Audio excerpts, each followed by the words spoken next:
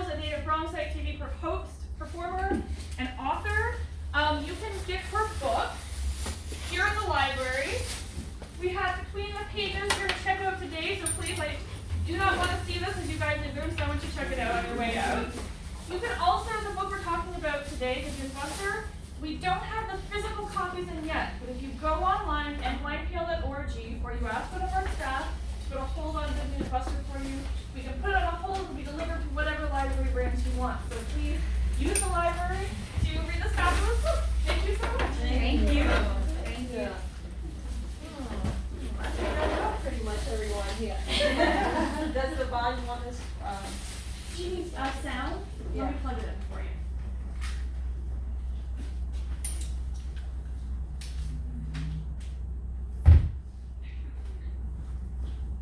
And one thing, just photographs, only performers' faces, backs of people's heads if you want, but no people's faces in the library, just in case. Okay. Well, because I seem to know so many of you, welcome to those of you that I don't know. I am Tyee Sherrill, and I'll tell you a little bit about me as an author, and then I'll introduce you to my latest book. Okay, about me as an author, and most of you know, I grew up in the Broken Down Bronx right here amongst all of, I think almost everyone here is from the Bronx. And there's me right there that keeps me yes. I was the baby of 8, and here I am with my mom at her 70th birthday, my siblings, and my dad, and the two siblings that passed away. So we grew up in Bronxdale projects, and we grew up in a time where, you know, people might say, oh guys, you guys were living in poverty. I don't really know what poverty is, because we had everything that we wanted, we had everything that we needed, and we had love. So I would say that the background started with being born in a family that was always loving, always loving. And for those of you that have children and young ones growing up under you, that's what you want to do. You want to foster a community of love. Okay, so with Good News Buster, well, that comes from the book that I'm going to feature today. Good News Buster comes from the past of my mom, and my mom grew up in the South. And no, this is not a picture of my mom and her siblings, but it is shared with you a little bit. And she grew up, her father was, they lived on a plantation, and once, you know, slavery ended, they got the house, and their children took care of the crops. And so Good News Buster follows the life of my uncle. Why? Because my mother would kill me if I told her story.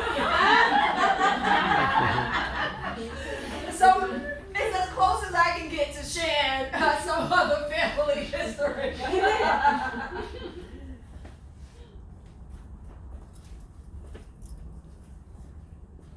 Okay, so Good News Buster, as you can see right here, it is in the library, it is on Amazon, and there's some cards there if you didn't get it. Good News Buster highlights the life of my mom's brother, and from the South. Sneak peek into my mother's life.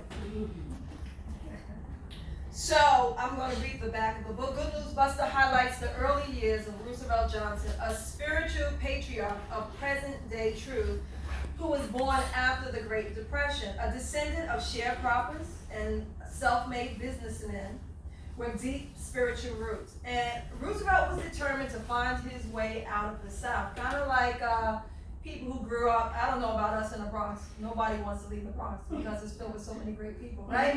But in the South it was oppressive, so he, like many others, wanted to find their way out of the South and to be able to have money, be able to have things that was all around him. So when an opportunity came for him to perform secular music, he jumped on it. Now his father was, they were pastors. My mom's side came from a line of pastors, so singing secular music was big taboo. But for him, it was a way out of the South. And so he joins up with the band, which gets the attention of the Apollo, and he takes that chance, and doors open. So many doors open. So you see him faced with the struggle. Do I now move into this lifestyle where I can make all of this money, or do I stay true to my foundation and who I am. And I'm sure many of us can relate to that. Coming to some point, at some point in our lives where we have decisions to make. Okay, do I run after fame? Do I run after fortune? Or do I continue to be the person that I was raised to be? So I'm going to read a little bit about from Good News Buster.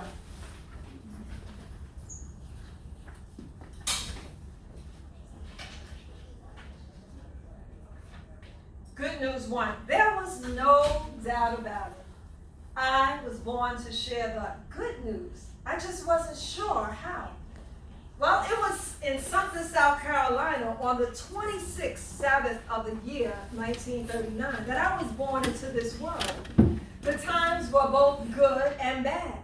Slavery had ended, but riding on its heels were the Great Depression and World War II, making jobs even harder to find for people of color. And since Theodore Roosevelt, our 26th president, and Franklin D. Roosevelt, our 32nd president, seems to be helping people of color, I was given the name Roosevelt Johnson at birth. You see, Roosevelt was an honorable name, yet for some reason, Mama started calling me Buster. Buster was a catchy nickname, don't get me wrong, which caught on instantaneously among my family and childhood friends. Eventually, I too favored the nickname because it made me feel extra bold and determined. Because Buster, that name defies racism and poverty and anything else the self-delivered. Initially, the thought of me busting down walls was somewhat comical because both my paternal and maternal grandfathers were Baptist preachers in South Carolina. Say amen. Okay. So Dad's father was Anthony Johnson. We called him Papa Johnson. And Papa Johnson was a resourceful preacher who built his own church from the ground up, using chopped wood from trees on his land. His church was called Wilson Grove Baptist Church. Now, Mama's dad was James Brown. Okay. No, not that James Brown. We called him Papa Brown. I don't recall if he built his own church or not, but his church was called Jordan Chapel. Going to church was a delight. It enveloped my childhood and I loved it. When we went to church, you see, I sat in the front, close to the pulpit, so I could see and hear everything. I took in every word as I watched my grandfathers open the big holy book and proclaim the message of the Lord. As I listened, I imagined one day I'm going to do that. In addition to the spoken word capturing my attention, there was Richard Johnson, my dad. He was in an a cappella group that sang at my grandfather's church and conducted his rehearsals at my home.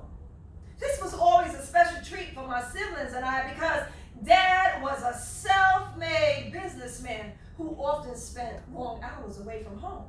And church folks always loved when Dad's group came because Dad was the group's timekeeper and melodious bass singers. Boy, could he move the room with his low notes. When Dad's group sang, some people clapped their hands, some people tapped their feet, and some people added to the joyous sound with the scraping of wire on a washboard.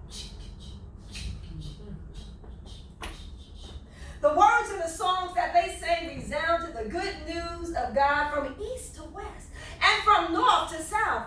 And when folks listened, they somehow knew that God's love and grace will help them in good times and bad times. Ain't gonna let nobody turn me around, turn me around, turn me around. I ain't gonna let nobody turn me around. I'm gonna keep on walking, keep on talking. I'm walking up that holy land. Ooh.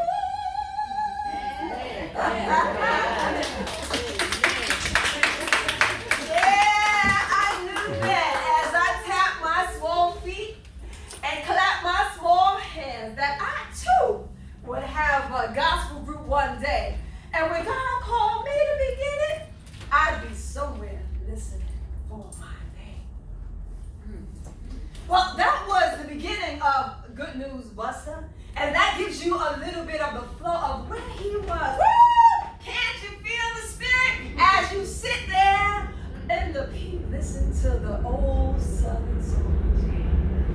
The old Southern songs. Well, that doesn't mean that he was perfect. Of course not. Well, we all have a little mischief in us. I know I do. Okay. And I know you do too. I see the way you're looking at me. So I want to introduce you to the next part of Good News Buster. And this is good news too. Pecan colored and pecan proud. I realized that growing up in the 1940s and 1950s had its perks. And it wasn't just because heavyweight boxing champion Joe Louis was whipping butts of all colors in the rings, giving people of color something to be proud about. This brown bomber, as he was known, rose up from the ashes like nobody's business. And like Papa Johnson's dad, Joe's dad was also a sharecropper, gleaming food and splitting spoil. Didn't matter none because Joe's past couldn't hold him down. He went from the amateur to world heavyweight boxing champion. And you know what? He stayed there over 10 years. Joe did us proud and made my childhood memorable. And he wasn't alone on that platform. You see, there was something else that made my childhood memorable. School. I attended Stonehill Elementary School in Sumter, South Carolina. And every day we had prayer, Bible study, and sang songs about the goodness of the Lord. And these activities were a part of a day that we called devotion. And I love devotion because I got to do two of my favorite things. I got to study the Bible like my grandfathers, and I got to sing the good news. You see, something about having the good news at school made learning wonderful. And like one of Mama's buttery biscuits on a plate of chicken liver grits and homemade bread, I sopped up everything I was taught. I learned so fast that my teacher skipped me from first grade straight to third grade. Yeah, now, even though having your child in a class with older students has always been a concern for some, it wasn't for my mama. You see, she was okay with it because no one was going to take advantage of me because I could speak up for myself. Besides, being with older kids wasn't the problem. Fact is, like most kids, sometimes I was good and sometimes I misbehaved. For example, prior to being skipped, one day Mama told me to stay in the house while she went out to work. You know how that goes. I heard her, but I just didn't listen. You see, after Mama left, I snuck out to play with two of my buddies. We decided to go by Monk's house and make mischiefs. You see, Monk was a gal from school that lived, up the road, up yonder. Sneakily, we walked the trodden path, and as we got closer, we heard the faint giggles of Monk and some other girls. And so moving closer, we saw that they were playing house. They were so engaged that they didn't hear us. The creases in the corner of my mouth slid upwards as I turned to my buddies and declared, let's have some fun. Yeah, they agreed. What should we do? Kick that house down, I replied. Then I snuffed up close and I kicked the first thing in sight. Buster Johnson! Monk yelled furiously as her hands closed tightly. My buddies and I didn't hang around to watch if the other girls responded. We took off running. I don't recall which one did it, but one of the gals picked up a brick and threw it. Bam!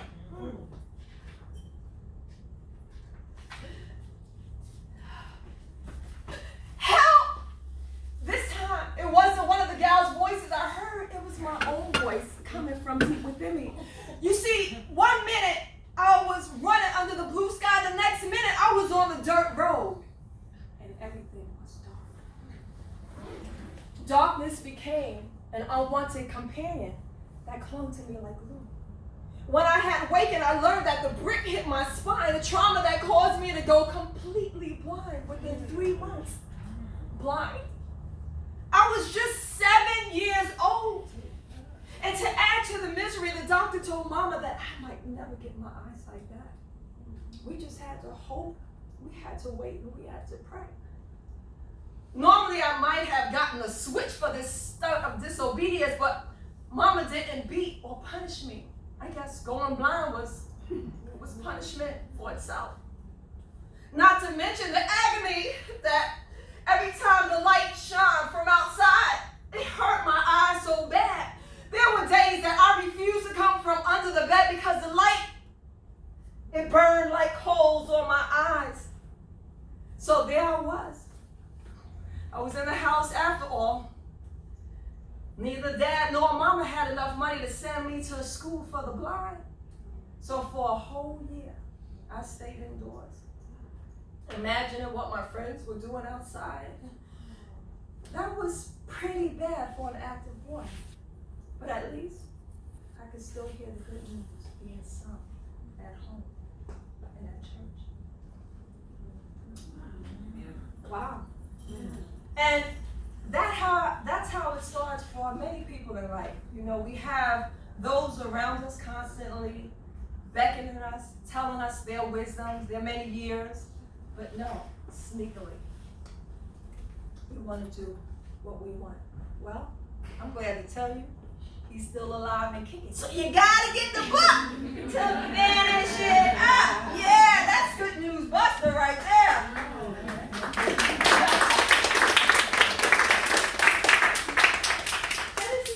I'm going to answer those questions. So moving on, there you see my most treasured and my legacy on earth, my 2 daughters here, my oldest Kira Grace and Kayla Kathleen here.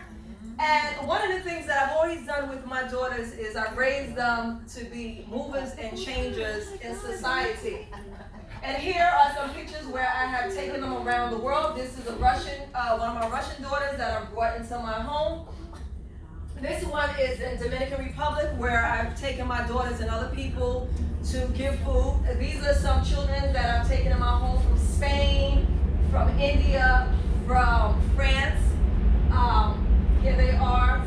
I'm their international mom. So my mom, coming from the South, always taught me to embrace. One thing you know about the South, they teach you to embrace. And so thanks to my mom, there was this hunger in me to always go out and help people, and that's something that I strove to give to my daughters. And I'm really thankful for Kira here and Kayla for allowing me to, once they finished in high school and went into college, to open up my arms to embrace so many. And here, these are 2 girls that I've taken in through the States and raised them as my own since teenagers. One is in college, one is home about to move on her own.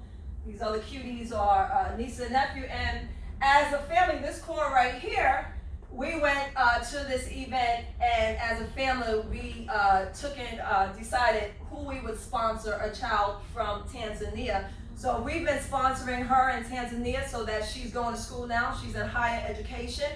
I'm looking forward to visiting her. She's the only one out of my about 13 plus international children that has not had a time to come and stay at least a month with me in the United States, but I hope to visit her. She's a couple of years older now, and she is going to become something great, no doubt about it. So every month, we as a family, we send money to support her. So that just tells you a little bit more about me. In the vein of helping lives, I'm always looking for people to write about stories. And yes, drama sells, but for me, it's more about changing lives. Okay? I don't ever want to enter into a person's path without leaving something that is going to change their lives. And the other book that you can find here at the library is Between the Pages, Where Trials Becomes Triumph. And that's an artist that I met who lives in Brooklyn. And her story is an amazing story. It's a story that once again starts with loving parents who have laid a foundation for her, and her too sneaking out to do things. And as she snuck out, she was embraced by the world, by a man who took her in and said, hey, come here, I'll help you. He helped her, right? And it led to a life of sexual abuse, prostitution, celebrities in the community, and she's still alive today. She's been left on the streets for dead, but her story is amazing. And I don't want to tell you too much because I want you to read the book. But there's some parts in her story that's grinching, but you know what? The best thing is that I can tell you is she is alive and well. And her artwork goes all over the world to help people in different countries. I've taken her with me out to Dominican Republic for 2 years in a row. And because of her, people ran out there and they said, I heard you last year. And now I'm not shooting drugs in my arm, but her life is changed. So I'm going to read to you now an excerpt from her story. And this handsome man right here is one of the people who showed me my first level of love. That's my brother Parachute. Okay. So I'm going to read an excerpt, and this one is called The Skin I'm In. Mother, why when we take a bath, we get clean and Joyce stays dirty? My younger siblings yelled across the room as I exited the bathroom. Dirty? I knew I was the darkest of all the children in the family, but I never thought it was dirt. Maybe it was. I rushed back into the bathroom and peered at myself in the mirror. I grabbed the washcloth that I had recently left hanging over the tub to dry and pressed it to my face. With all the strength I could, I dragged the cloth up and back down my skin. It hurt to press so hard, but if this was dirt that made me so dark, I would get it off of me even if it killed me. After 10 minutes of scrubbing my face, nothing changed about the color of my skin. I looked around the room to see if there was something in the bathroom that would help change my predicament. I looked in the cabinet under the sink, and there it was. Cleansing powder. I sprinkled some on my hand and began to wipe it over my face. And I waited. 1 minute passed. 2 minutes passed. After 3 minutes, my face became so sore and I had to wash the cleansing powder off. Surely this did the trick. I looked in the mirror to see if I would look any different. I didn't. My skin was still dark and my skin was painfully sore. Tears began to fill my eyes that became clear. It wasn't dirt that made me dark. But if my siblings thought I was dirty, wouldn't others? The more I thought about it, the sadder I became. This must be why my kindergarten teacher made me stand at the back of the line and sit in the back of the classroom. She thought I was dirty. How could I help her understand that the darkness of my skin was not dirt? I had the washcloth and the cleansing powder to prove it. You know, once I tried raising my hand, but she never looked my way. She just called on the children that sat in the front. And I was invisible. I was invisible, and there was no escape. So that evening, voices in the darkness called me and they plagued me. Was I crazy? Like, girl. Dirty girl. The voices were so loud that I didn't know if it was my imagination, a dream, or spirits in the room. Whatever it was, I wasn't going to sleep in the dark anymore. If Mother turned the light out, I waited for her to leave the room, and I turned it back on.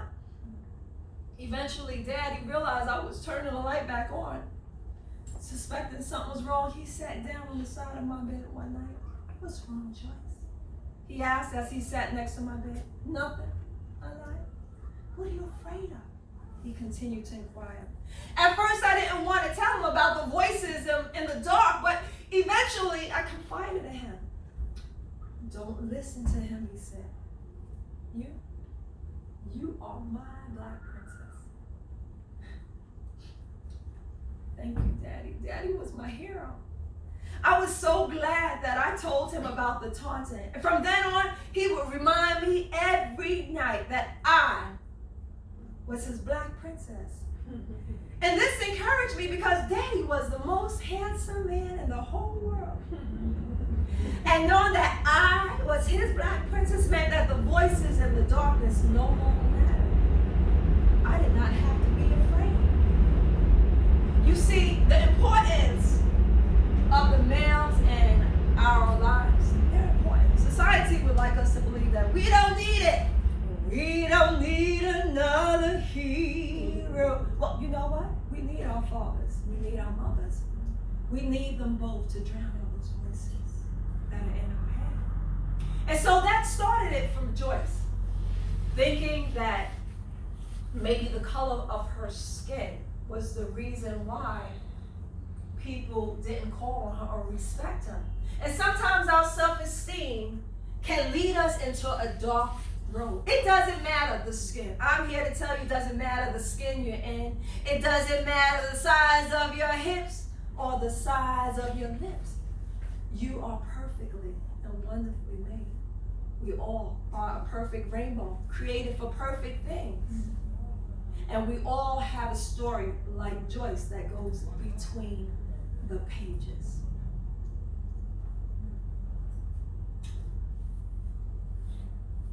I'm not going to read you the rest of her. Were you guys waiting for another story? It's deep. It is really deep. I'm not going to read it anymore.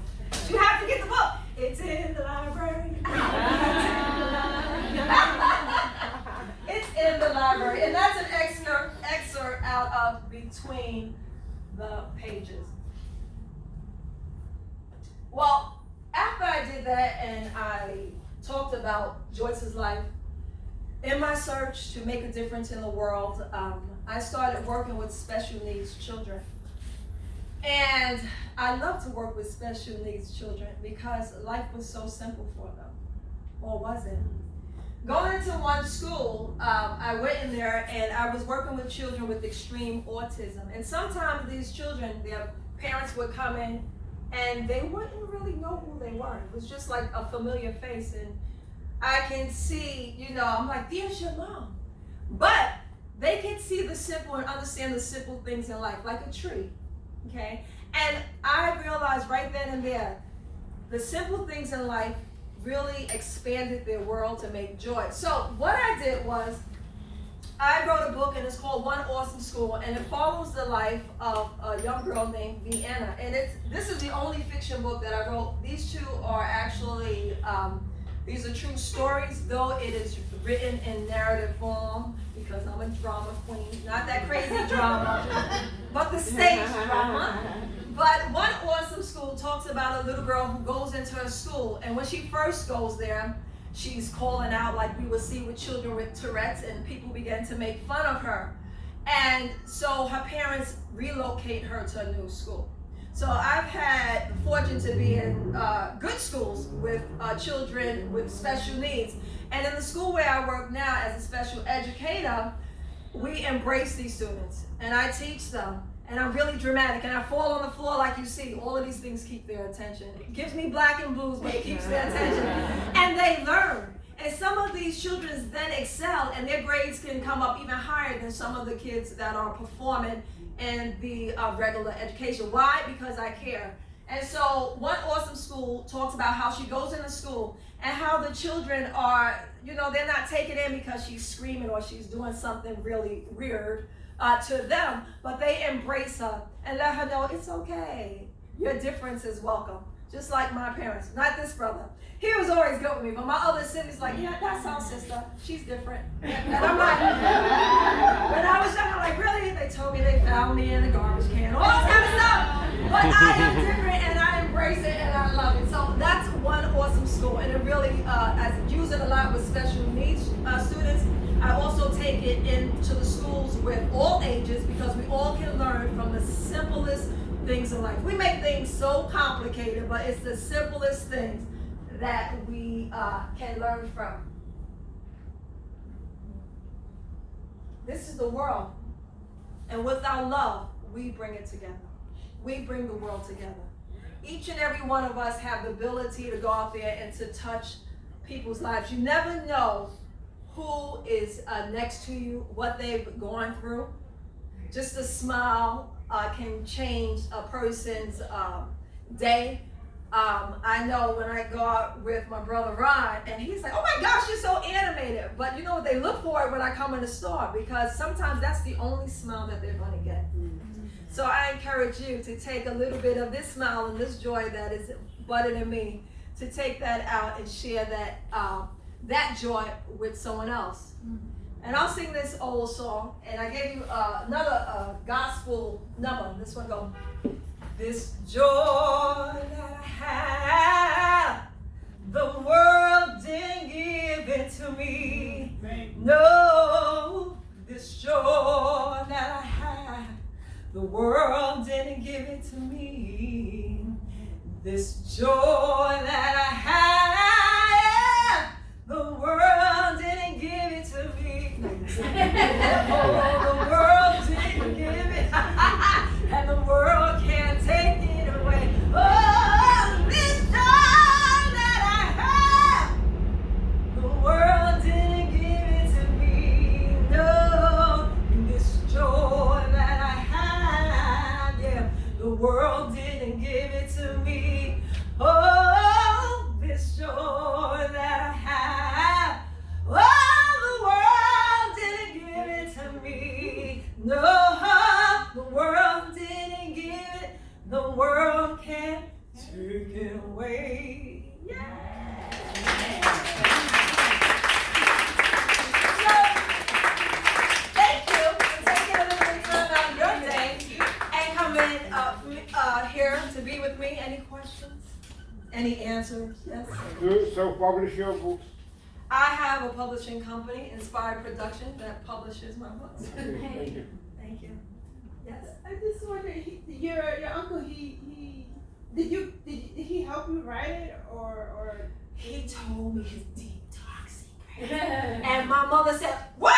You better not put that in there. But don't worry, I'm going to do some other stories. I'll incorporate her in here. Yes. How can I get the book with the awesome school? Because my daughter's now working with autistic children. I think that would be something good. It would be good. You can check, if they don't have it in the library, we'll try to get that here. But they do have here Between the Pages and Good News Buster. But I do have cards here where you can see where to get it on Amazon. Yes. Yes. No, it's interesting. I mean, I've known you for years from living in the neighborhood, and You haven't aged one bit. for years, and I never knew that your family was from Sumter. My mother was born in Sumter. Get the stuff. My family is from Sumter. You know, back in I guess the 50s, they moved to Harlem. That's where a lot of Southerners moved. Yeah. So I really don't know much about my family from Sumter because that was many years ago, but it's just refreshing to know. You need to get the book because I'm like pretty much 85% your family is my family. Exactly. My family was from Sumter, and then they came to Harlem. That's where, a lot of people from the South, they ended up migrating to Harlem. That was like the stopping point. Yeah, right. What's your name? Yeah, when I met her, I was just Lawson and that. Phillips. Lawson and Phillips. Yeah, I've been working on a family tree that goes back to the 1840. Yeah, with pictures and all. Yeah, we're all here. Yeah. We're all connected. Exactly. Right. Any other questions or answers? Yes. What inspired you to write? What inspired me to write? Well, I started off with a lot of ones. This brother right here is a poet, and he used to write. My brother Kim, who passed away, wrote. And they were always so animated. And my favorite birthday card was, I don't know how old I was, but he wrote a poem. He's like, he hears the stories all the time. He wrote a poem and he taped a quarter in it. And everyone loved him. They called him Black Cobra in the project. And everyone loved him. And I was like, oh my gosh, my handsome brother gave me this. And I I cherish that. And so being around writers, they were always writers. I was the one to be extra and just take it all the way out. But I'm trying to get them to do some writing too, because it all the 7 children and everything, it all dumped in the eighth child. Yeah. And I got too much bubble in it. If I don't write, I'm telling you, you guys won't be able to handle it. Yes. What do you recommend if we want to write about other family members or people that we look up to and we want to change lives? What would you recommend? Like, what should we do? Do it under a different name. No, I'm joking.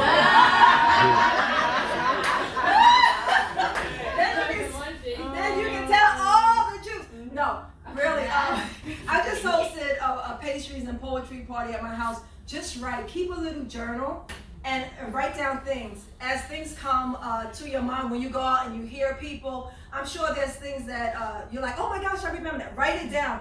Write the smells that you remember. Write the visual things. And just begin to jot it down. You don't have to worry about organizing it. Just jot it down. And here in the Bronx is so phenomenal. No place like it in the world. They have at many of the libraries, they have all these writing workshops, and you can go there. And just today you had Orlando was out there, and I remember going to one of his workshops. They have all these workshops around the Bronx. Just ask the librarian.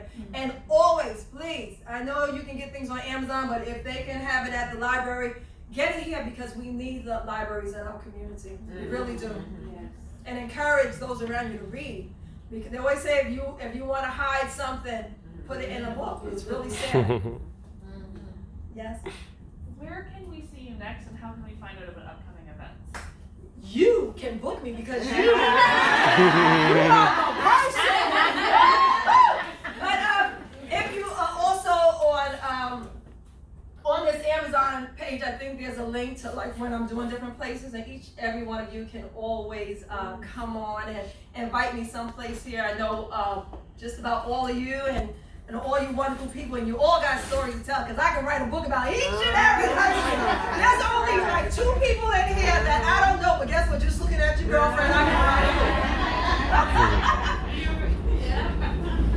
Yes. Actually, before I ask my next question, she actually looked at the Yorker Library. I'm the moderator of the writing group at the Yorker Library, East 79th Street. So if you want to see her again, some of you came late, you know, if you want to see the whole thing, October 12th, Saturday, October 12th at 2 p.m. So come on down. See? It's on the 6th. That's good. If I don't look at my calendar. Question. So you mentioned, you know, that you like to write, you know, about people, and you do it not just for the drama, but for changing lives. So do you already have other books in planning? Like, who are you writing about next? Definitely. Right now, I have a couple of children's books. As an educator, I can do so much with that. There's one book that I wrote called Black, White Love, and I'm just waiting for my oldest child who just graduated this summer. She's going to do the illustration, and it's about biracial children, which both of my girls are biracial. And then I actually have a book that's coming about my grandfather, Richard Johnson, who was phenomenal, because it talks about him. How many of you know Bing Crosby? Yeah. Well, Bing Crosby, my grandfather worked for Bing Crosby. He actually told my grandfather, he says, if you get married, you and your wife will have a job for the rest of your life, right? Back in those days. So my grandfather had only seen my grandmother one time, and that was while she was with the rest of her family. So he went there, and you guys getting a peek of what's going to be in the book. And he went there, and they was like, what you came here? He says, listen, Bing Crosby's out there. You see that big fancy car? He said, if I marry one of your daughters, we would be secure. And they went out, and she was out picking in the yard for her dad. And they said, listen, this guy named Richard, he's there, the one that you saw before, he's come to marry you. Well, back in the days, it was all about security. And so she came out and got in the car with my grandfather, Bing Crosby, and they were married, and they did work for him. But you see, like Oprah and everybody else, you don't just stay in places. You learn and you grow. Right. Learn and you grow. So he learned. He went out, and my grandfather only went to the 3rd grade, but he learned, and he went out and he started his own company. Back there when you had the Depression, and stories about him. He was a big architect. He has buildings and churches all of Philly and the South, and I got to do it. My brother was fortunate to work with him and learn. I wasn't there, but I must have got it through osmosis because I'm always building something at my house. So those are two, and I have a new addition to my family right there, which is Sarah. As you know, this is a daughter that I've just been blessed with. She just came into my guardianship about 3 weeks, and I will have her to rear. And she's also a phenomenal artist, and she's looking to do the illustration for that book.